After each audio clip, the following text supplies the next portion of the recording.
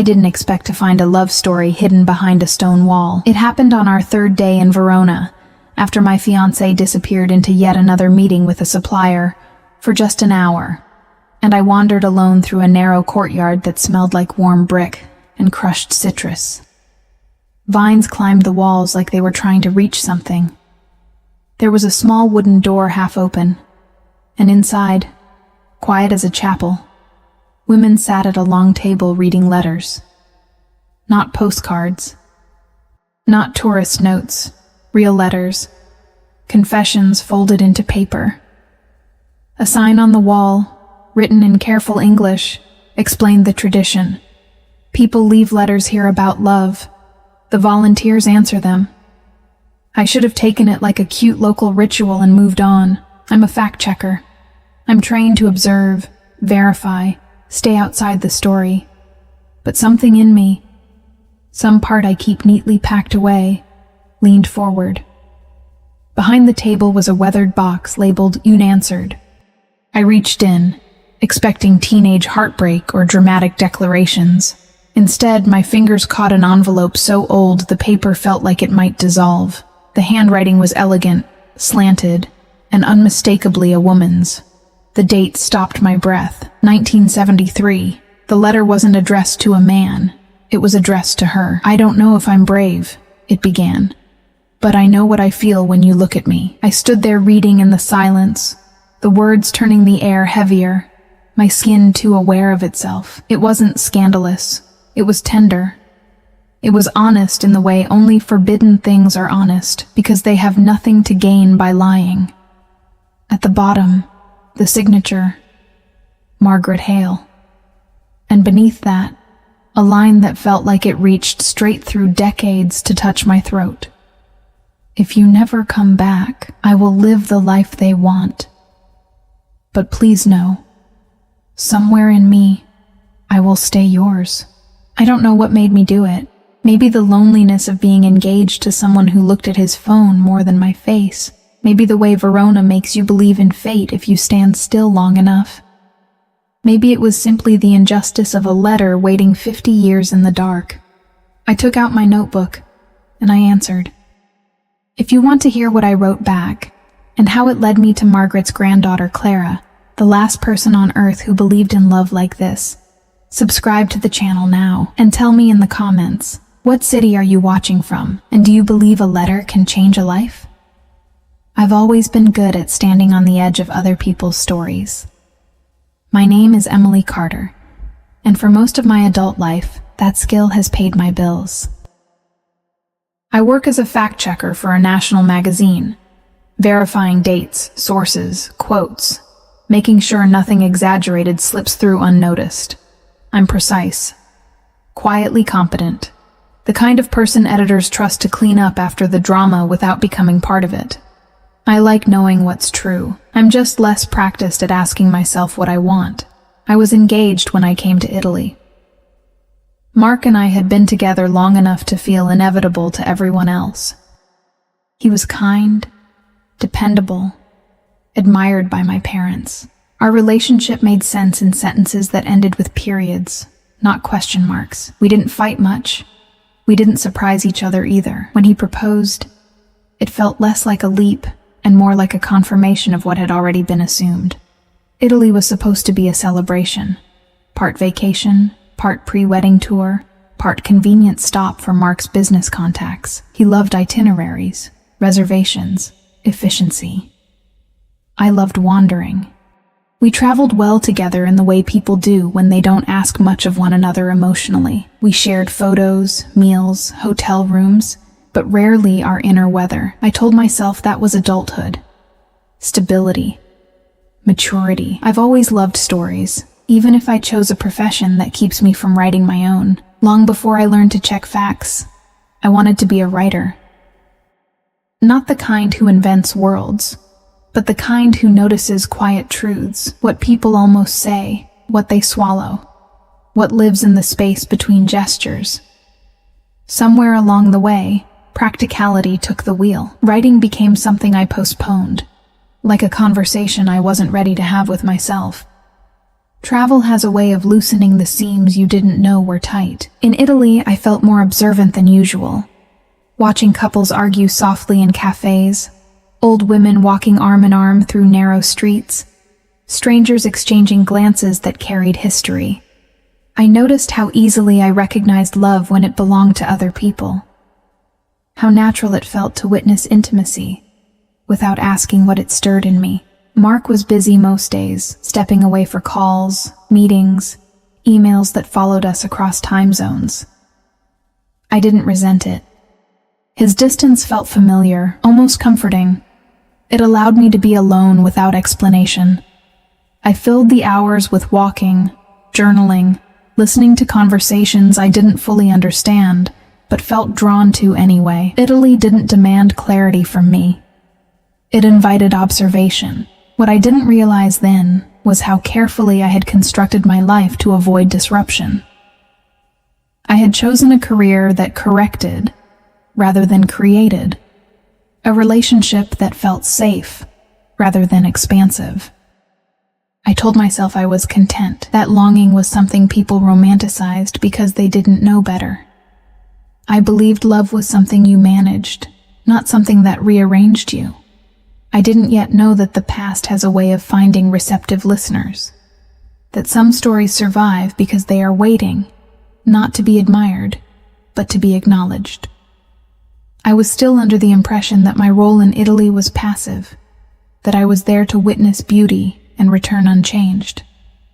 Looking back, I understand now that this was the last moment my life felt neatly categorized, before observation became participation, before empathy turned into responsibility, before I learned that some truths, once found, refused to remain academic. At the time, I only knew this much.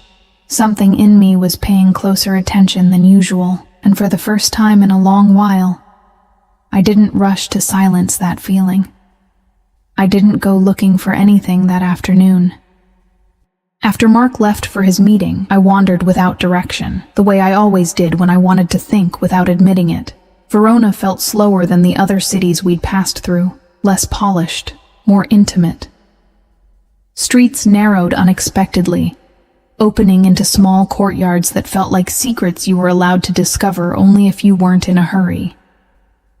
I'd been thinking about work, about how strange it felt to be away from my routines, about how easy it was here to disappear into observation. No one knew me. No one expected anything from me. I could look without being looked at, feel without explaining myself. It was comforting in a way that surprised me. That was when I noticed the wall. It was covered in paper, letters, notes, envelopes tucked into every available space, held by tape, pins, and hope. Some were new, bright with fresh ink. Others were worn thin, edges curled from sun and time.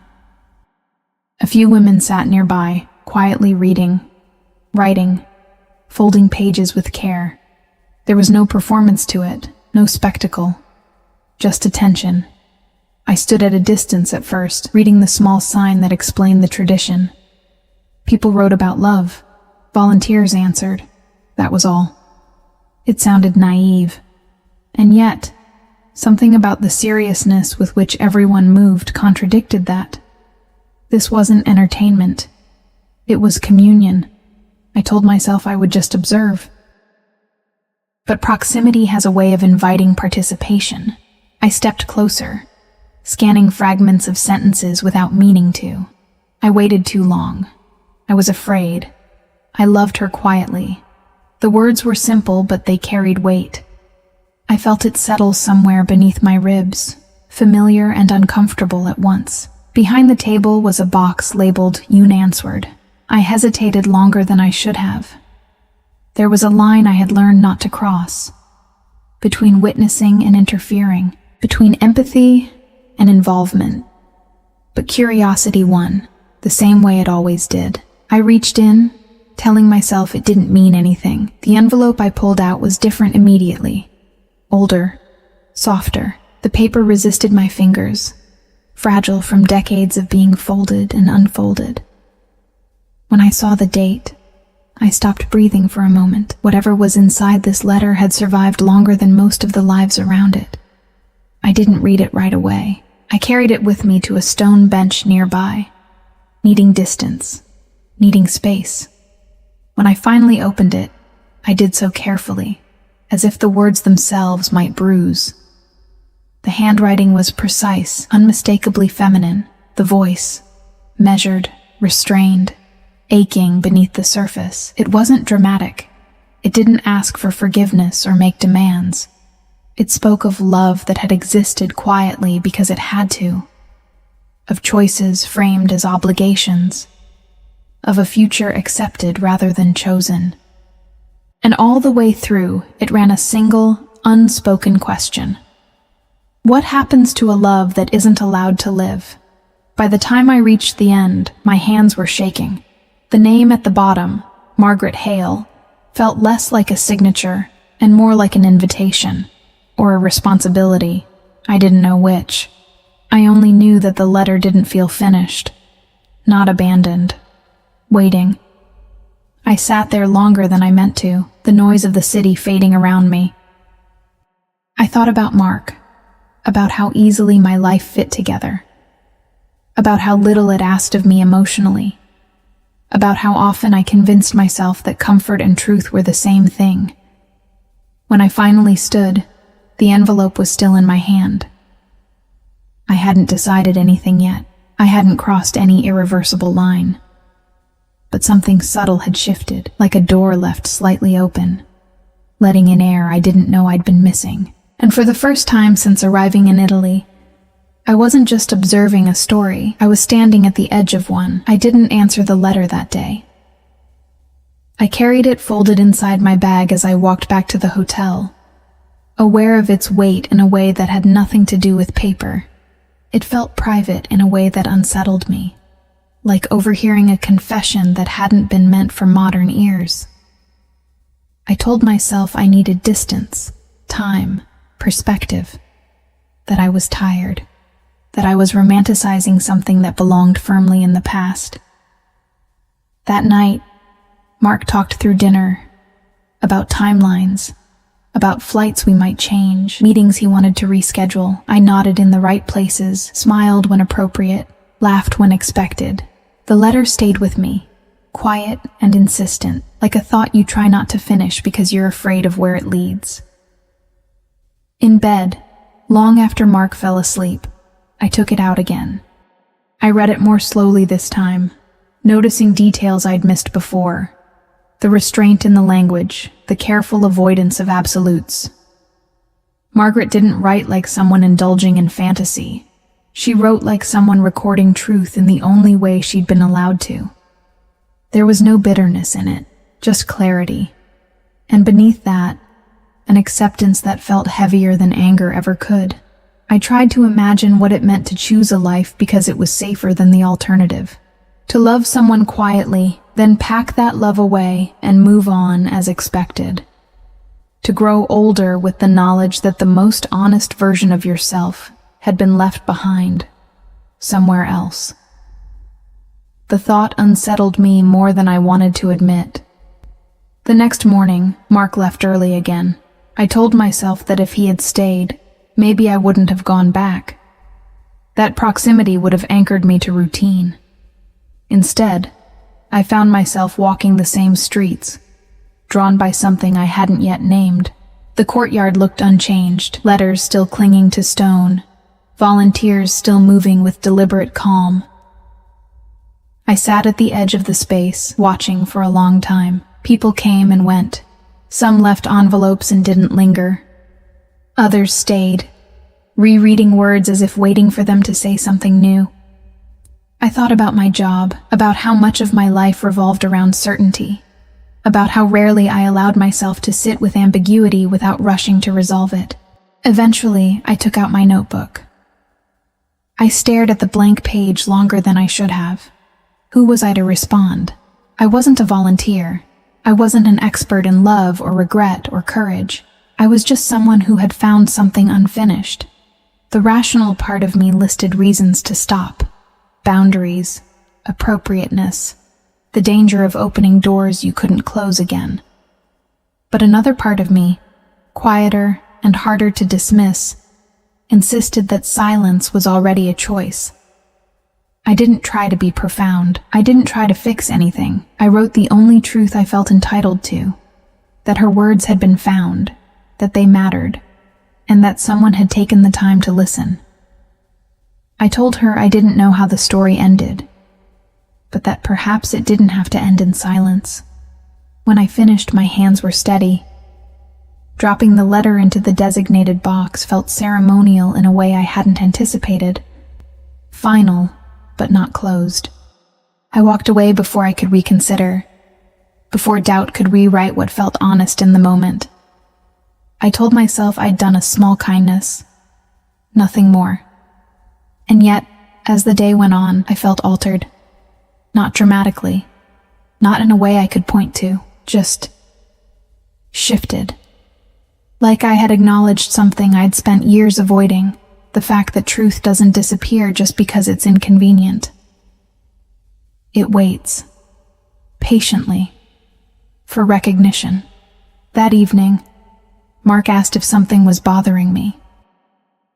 I almost told him the truth, almost said that I had read a letter written 50 years ago and felt my chest tighten in ways I couldn't explain. Instead, I shook my head and said I was just tired. He kissed my forehead, satisfied with that answer, and turned back to his screen. Lying there beside him, I realized something quietly terrifying. I had answered Margaret's letter because I believed no story should be left unfinished. I hadn't yet admitted that part of me was beginning to wonder whether the same was true for my own. Margaret's reply arrived 2 days later, early in the morning. I saw the notification before I was fully awake, the screen glowing softly against the pale hotel curtains. For a moment, I considered ignoring it, rolling over, pretending it could wait.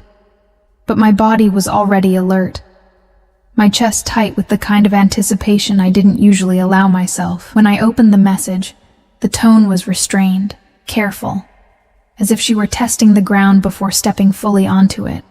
She thanked me again, this time, more personally. She said she hadn't expected an answer after so many years, and that reading my words had unsettled her in ways she hadn't anticipated. Not painfully, not exactly. Just awakening. She admitted she had spent decades convincing herself that some questions were better left unopened, not because they lacked answers, but because answers demand action. Mark was still asleep when I read it, his breathing even, familiar. I watched him for a moment, struck by how little turbulence existed between us. Our life together was built on ease, shared habits, shared expectations, shared silences. Nothing in it asked me to be braver than I already was, and suddenly, I wasn't sure whether that was a strength or a quiet surrender.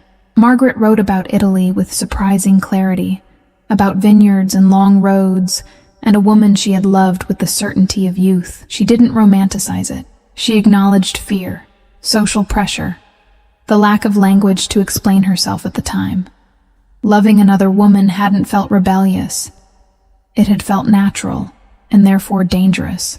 When the choice came, she chose survival.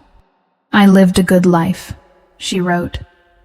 But I lived it quietly. I found myself rereading that line several times. Quietly. I knew that word intimately. I had used it to describe myself in performance reviews, in family conversations, even in my own journal. Quiet ambition, quiet contentment, quiet love. I had never questioned whether quiet was something I chose, or something I accepted. Margaret asked if I would be willing to talk. Not immediately, when I felt ready. She said she didn't want to impose, didn't want to ask too much of a stranger, but she also admitted she didn't know who else she could speak to about this without being dismissed as sentimental or confused. I agreed before overthinking it. We spoke later that afternoon, while Mark was out again, navigating another meeting that had followed us across borders. Margaret's voice was steady, warm, surprisingly grounded. She spoke as someone who had lived a full life and was now looking back without illusion. She told me about her marriage, not unhappy, but incomplete. About loving her children fiercely. About missing a version of herself she had never allowed to grow. "I don't want to reclaim the past," she said. "I just want to understand it, to see it clearly before I'm done." She told me the woman's name. She told me the region where they had last been together. She told me enough to make the story tangible, real, no longer an abstract romance frozen in ink. Listening to her, I felt the weight of responsibility settle in. Heavy, but not unwelcome. When the call ended, I sat in silence longer than usual. I thought about how easily people reduce love to timing, as if circumstances alone dictate truth. Margaret hadn't stopped loving because the feeling faded. She had stopped because the world had no room for it.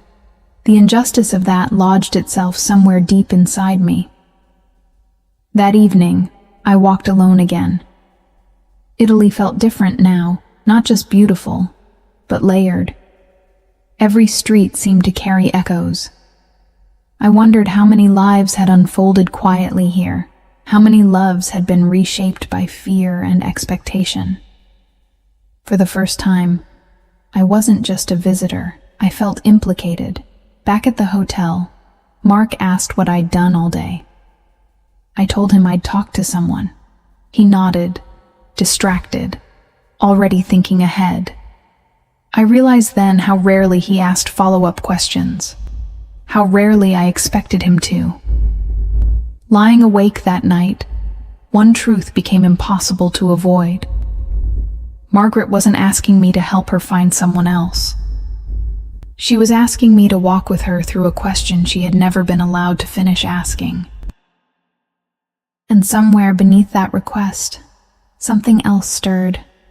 An uncomfortable, undeniable awareness that helping her might require me to look more closely at the life I was quietly living. Margaret arrived in Italy on a gray morning that felt heavier than the others. I met her at the small train station just outside the city, unsure of what I expected.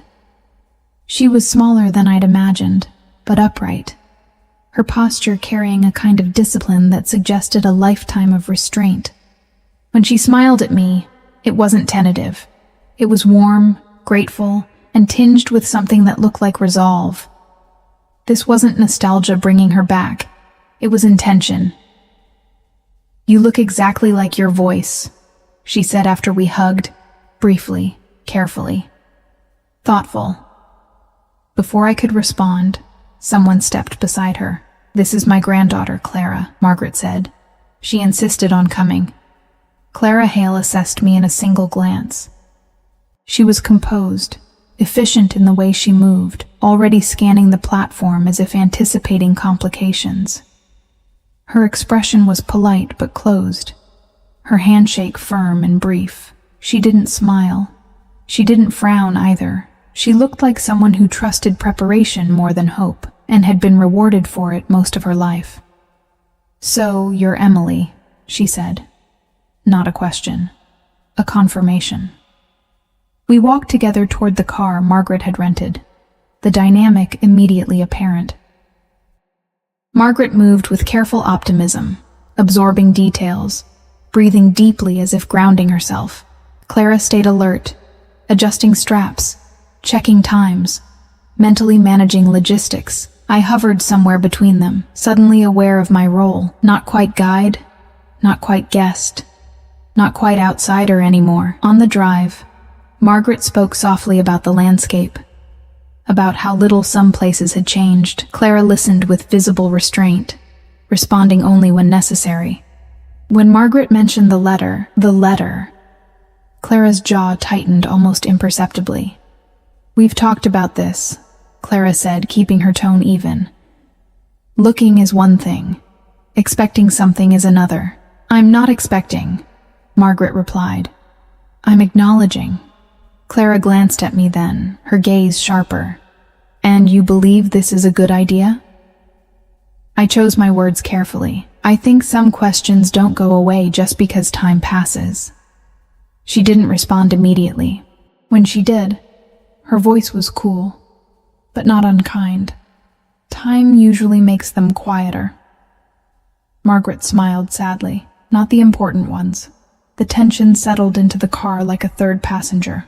Later, as we checked into a small countryside hotel, Clara pulled me aside under the pretense of confirming dinner plans. "I need to be clear," she said. "I love my grandmother. That's why I'm here. But I don't believe reopening the past is always healing. Sometimes it just creates new wounds." "I understand," I said. And I meant it. "I'm not here to romanticize anything."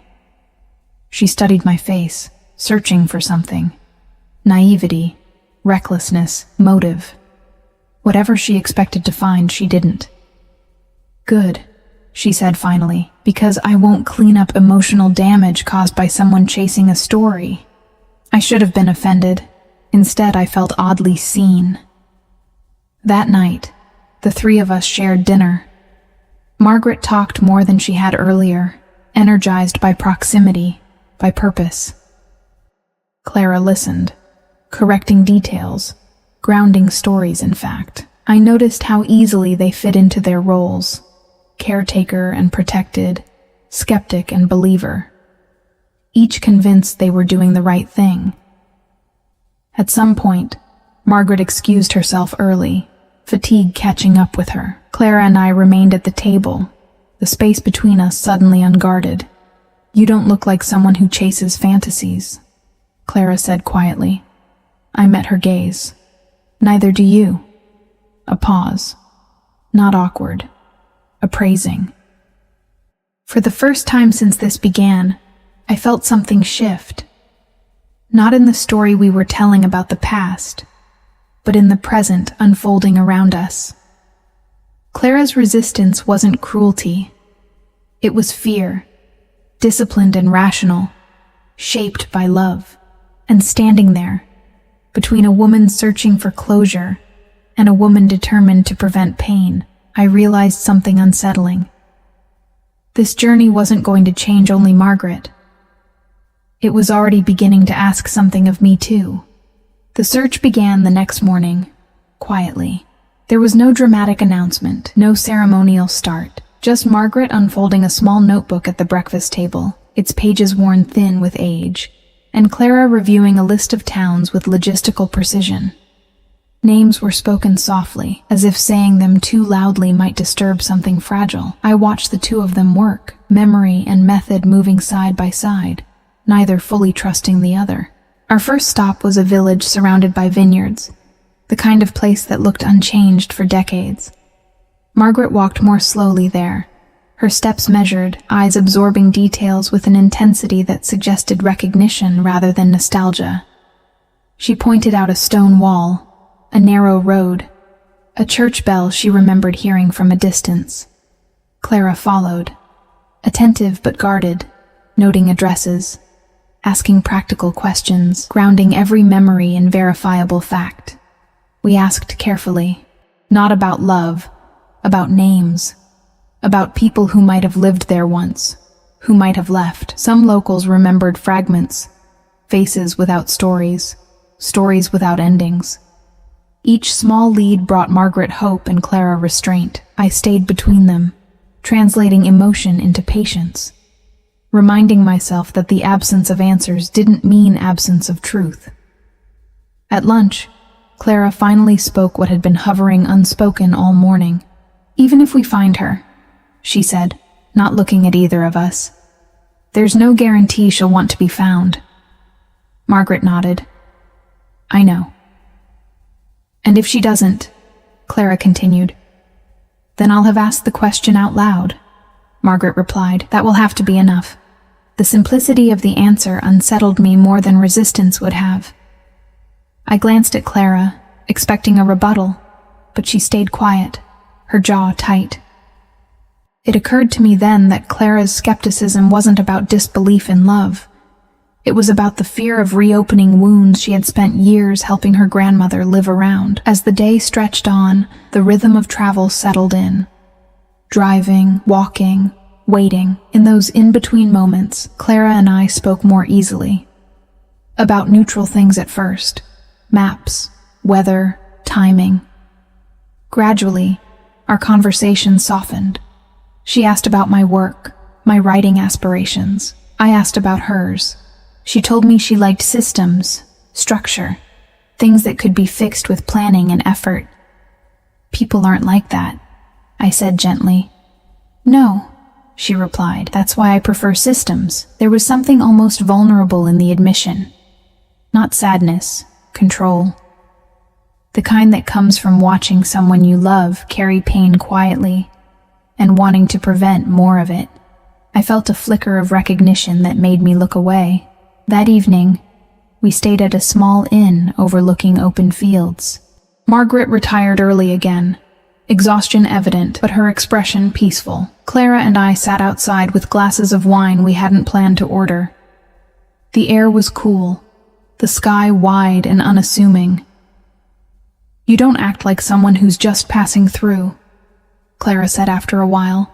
I thought I was, I admitted. She studied me, her gaze less defensive now, more curious. And now? I'm not sure, I said. I think I've been very good at standing close to other people's lives without stepping into my own. She didn't respond right away. When she did, her voice was quieter. That's safer. Yes, I said, but it's also lonelier. The silence that followed felt shared rather than empty. As I went to bed that night, I realized something had shifted again. Not dramatically, not unmistakably, just enough to notice. The search for a woman lost to history was slowly revealing something else entirely. The cost of caution, the weight of restraint, and the quiet pull of connection formed not through intention, but through proximity and honesty. Whatever we were moving toward, I knew now it wasn't only about the past. It was about what each of us had learned to avoid, and whether we were brave enough to keep walking anyway. The first real lead came from a name scribbled in the margin of Margaret's notebook. It wasn't the woman's name, at least not directly. It was a cafe owner, long retired, from a town farther south than we had planned to visit. Margaret remembered him clearly, his hands always dusted with flour, his habit of humming while he worked. She remembered sitting at a back table with her knees pressed against someone else's beneath the wood. The memory unsettled her enough that she stopped talking mid-sentence when she realized where it led. Clara adjusted the route without comment. The drive took most of the morning. The landscape shifted slowly, vineyards giving way to open fields, the sky stretching wider as if inviting honesty. Margaret grew quieter the closer we got. Clara noticed, handing her water, asking small grounding questions. I watched the exchange with growing awareness of how deeply Clara's caution was rooted in care, not disbelief. The cafe no longer existed. In its place stood a modest clothing shop, the kind that sold practical things without decoration. The owner was younger, curious but polite. When we asked about the cafe that had been there decades ago, she shrugged, then disappeared into the back. She returned with an older woman, her mother, who studied Margaret's face for a long moment before nodding slowly. I remember her, the woman said. Not you. The other one. Margaret's hand tightened around the edge of the counter. She lived nearby, the woman continued. Left suddenly. People talked, but no one asked questions back then. There was a letter, I think, or maybe many. She went north.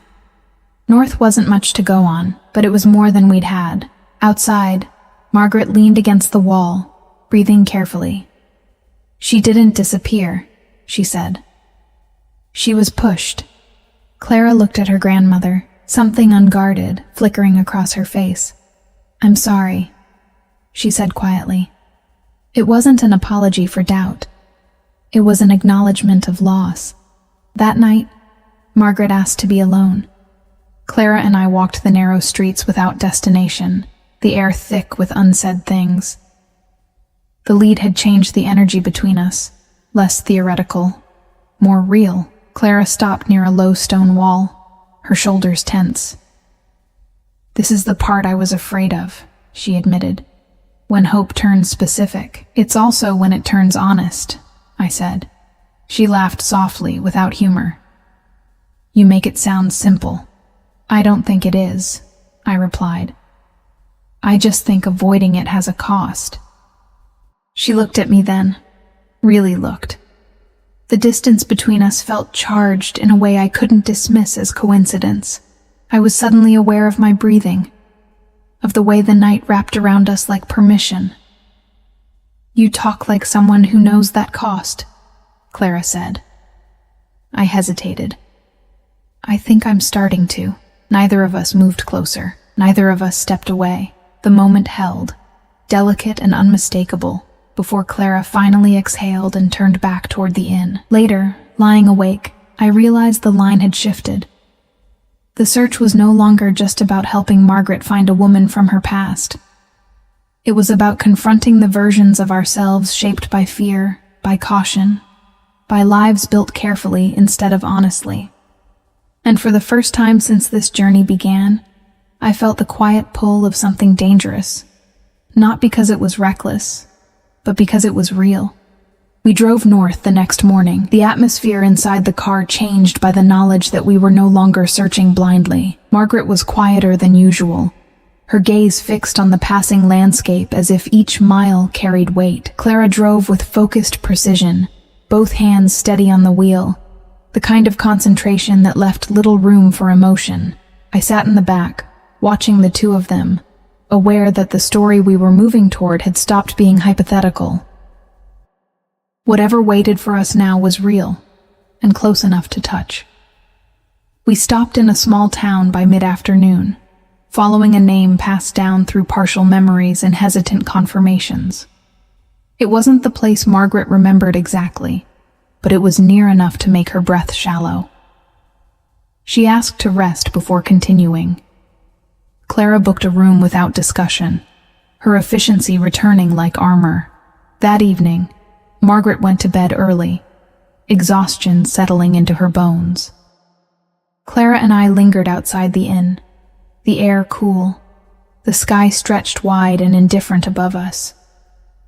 Neither of us spoke at first. The silence wasn't awkward, it was heavy with everything we had been avoiding naming.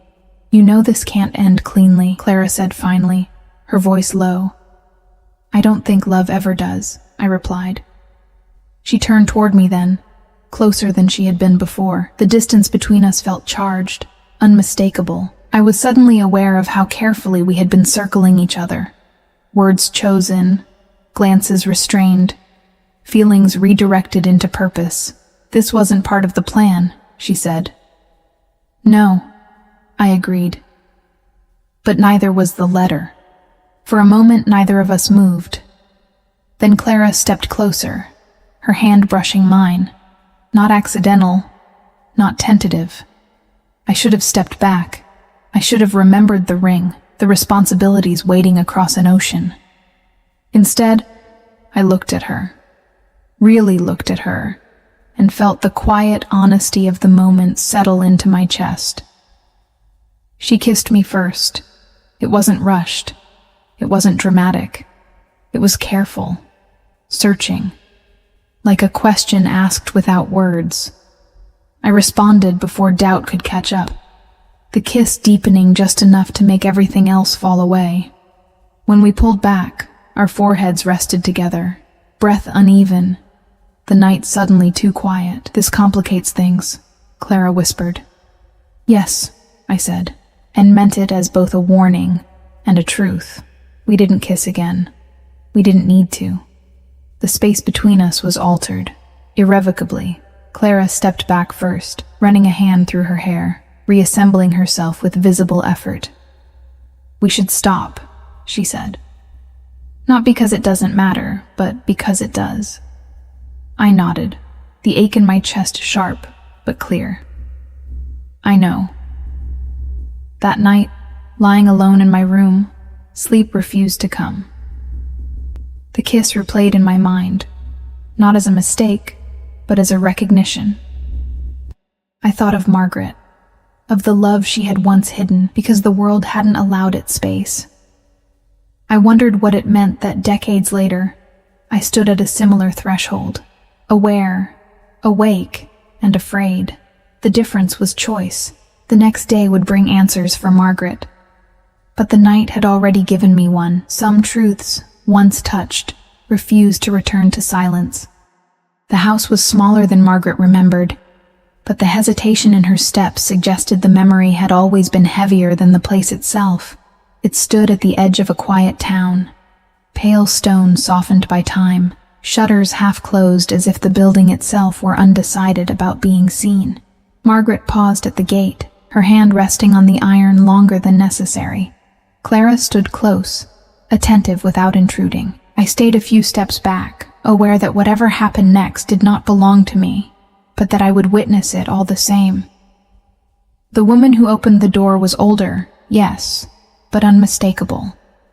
Time had altered her face, but not the way she held herself. There was a steadiness there, a presence that felt instantly familiar even to me. She looked from Margaret to Clara, then to me, confusion flickering before recognition settled in.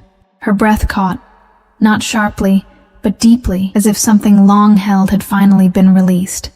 "Margaret," she said, just the name, nothing more. They stood facing each other, decades pressing into the space between them. No one reached out at first, no one rushed. This wasn't a reunion shaped by fantasy. It was shaped by truth, by everything that had survived despite silence. When Margaret finally spoke, her voice didn't tremble, it held. "I didn't come to ask for anything," she said.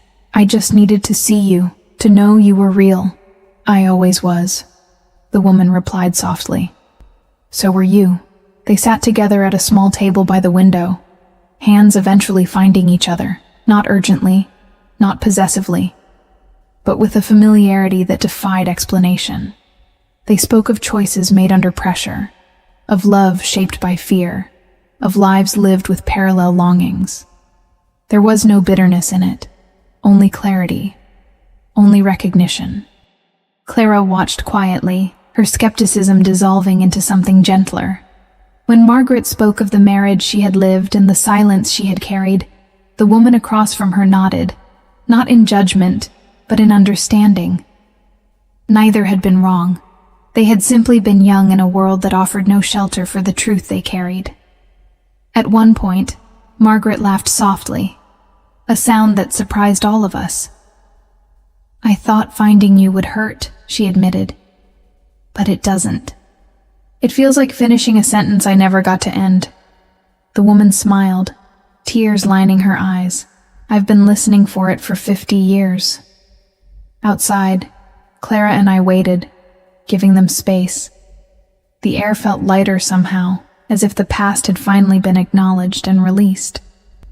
Clara leaned against the wall, arms crossed loosely, her gaze unfocused. I could feel the distance between us again. Not emotional, but deliberate, protective.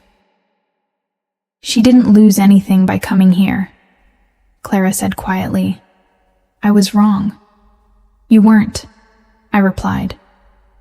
"You were protecting her." She looked at me then, something open and unguarded in her expression. "And who's protecting you?" The question stayed with me long after we left the house. That evening, Margaret was radiant in a way I hadn't seen before. Not euphoric, not undone, just whole. She thanked Clara, thanked me, her gratitude grounded in peace rather than relief. The search was over, not because it ended in togetherness, but because it ended in truth. Later, alone in my room, I sat on the edge of the bed and stared at the ring on my finger. The kiss with Clara had not been erased by the day's events. If anything, it felt sharper now, its meaning clearer. I understood then what Margaret had carried all those years, the cost of choosing safety over honesty, silence over possibility. The difference was that my story was still unfolding, and for the first time, I knew that understanding the truth was no longer enough. Soon, I would have to decide what to do with it. The morning we were meant to leave Italy arrived without ceremony. Margaret packed slowly, deliberately, as if honoring each object she folded away. There was no urgency in her movements anymore. Whatever had driven her across decades and borders had settled into something quieter, steadier. She wasn't returning fulfilled by reunion, but by recognition. And that, I realized, was enough to change the shape of a life. Clara drove us to the station in silence. It wasn't strained. It wasn't cold. It was the kind of quiet that follows truth, when nothing needs to be negotiated anymore. I watched her hands on the wheel, familiar now in a way that made my chest ache. We had not kissed again. We hadn't needed to. The space between us held everything we hadn't yet decided how to carry. Before boarding, Margaret took my hands in hers. "You answered a letter," she said gently. "But what you really did was give me permission to finish something I thought I had lost the right to feel." I shook my head. "You did that yourself," she smiled. "Yes. But no one does these things entirely alone." Then she turned to Clara, her voice warm, unburdened. "You were brave in the way you know how to be," she said. "And now you can let go." Clara nodded, emotion flickering across her face before she mastered it. They hugged, not tightly, not desperately, just honestly. After Margaret disappeared through the gate, Clara and I stood facing each other, the moment no longer borrowed from purpose or proximity. This was just us now. No letters, no past to protect, no role to hide behind. "You don't owe me anything," Clara said quietly. "I know that." "I know," I replied. "But I owe myself honesty. She didn't reach for me. She didn't ask me to stay. That restraint felt like respect, and it hurt more than pressure ever could." "Whatever you choose," she said. "I want it to be because you chose it, not because you were pulled." I nodded, my throat tight. That's the only way it would mean anything. We said goodbye without promises. The flight home felt longer than the journey there. Mark talked about plans, about timelines, about how good it would be to settle back into routine. I listened. Really listened this time. Not with detachment, but with clarity. I saw the life he offered me clearly now. Stable, kind, quiet, and I understood, with a certainty that surprised me, that quiet was no longer enough. 2 weeks later, I returned the ring. There were tears, confusion, questions I answered as honestly as I could without cruelty. Ending something that wasn't wrong felt harder than ending something that was broken. But for the first time, I didn't confuse comfort with truth. I didn't mistake acceptance for love. I didn't go back to Italy right away. Some choices need space to breathe. I started writing again, tentatively at first, then with growing confidence, not to escape, but to listen. To myself. To what stirred when I stopped managing my life and started inhabiting it. Clara and I stayed in touch, not daily, not desperately.